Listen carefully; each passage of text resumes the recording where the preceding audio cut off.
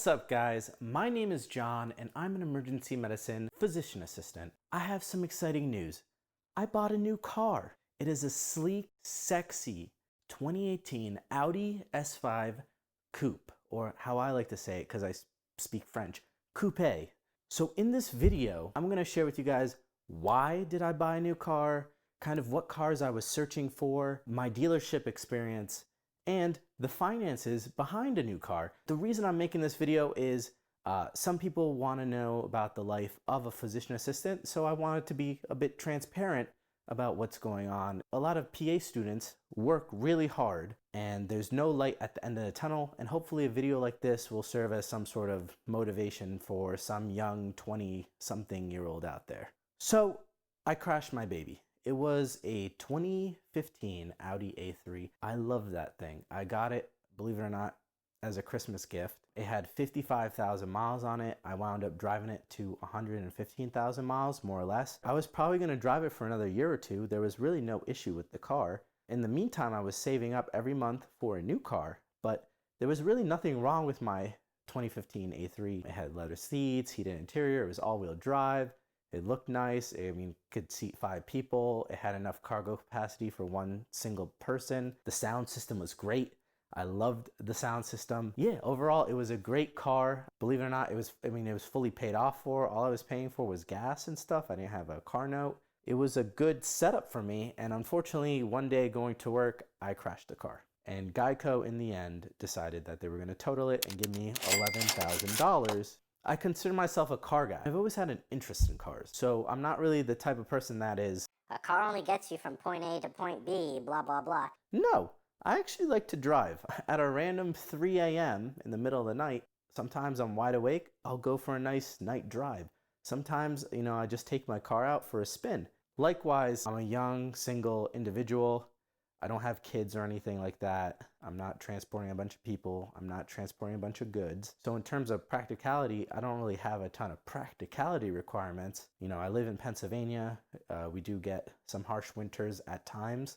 I definitely wanted something all-wheel drive that could kind of save me in a poor, snowy condition situation like it has in the past. All-wheel drive is not a substitute for good snow tires, but at least it's something a little better than having nothing, right? So after I crashed my car, I was on Car Gurus, I was on Carfax, I was on all of these car browsing websites in addition to dealer sites.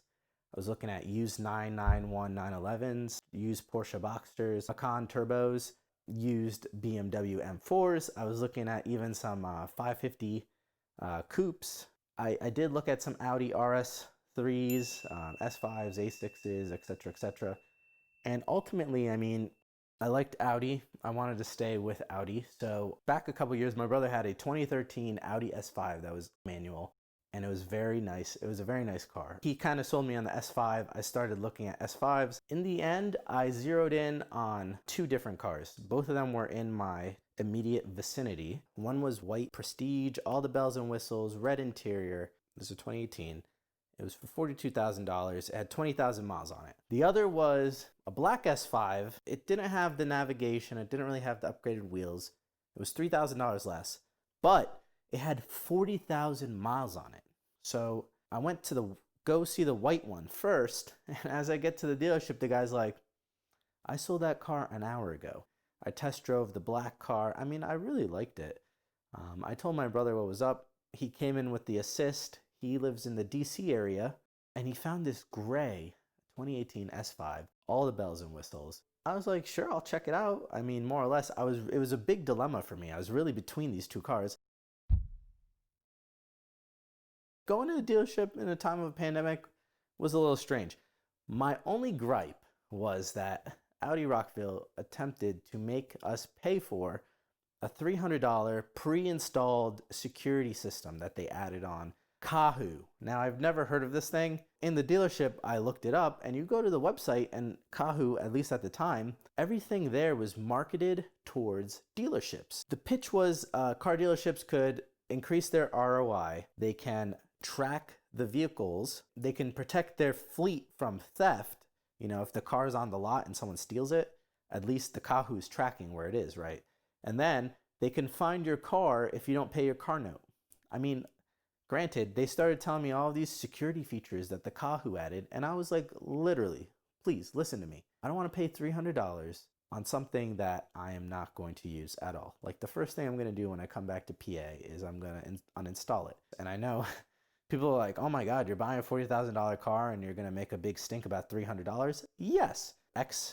Car salesmen will tell you, these add-ons are essentially bullshit. Just a quick way for the dealerships to make an extra $1,000, $2,000. First of all, you're paying $300 for a security system you're not going to use. That's a whole car payment. Ultimately, I talked to the manager, I talked to people. I was like, man, it'd be a shame if I'd have to buy this really nice car and then leave a really bad review because you guys forced me to buy something that I don't want in my car that is an optional add-on. There was an iPad and I got to unselect the security system and the sales guy would reselect it and I'd unselect it again and be like, I don't want to pay for this. I took a small win that day. They uninstalled it. I checked the paperwork very carefully. I made sure there was no other nonsense really going on in there and it was fine. In the end, bought the car, not an issue. Let me talk about finances. I like to talk about personal finance. So personal finance means everybody's personal situation is a little bit different than someone else's, right? I don't recommend every new grad PA run out and buy a new car. Actually, I think you should pay down really high debt first. You should start building up wealth and accumulating wealth. I budget very religiously where every dollar goes. In terms of transportation, so my car note, my gas, my maintenance, car insurance, and repairs all come in at under 7% of gross yearly earnings. So I'm spending less than 7% on transportation a year. My student loan debt burden is really low compared to my peers.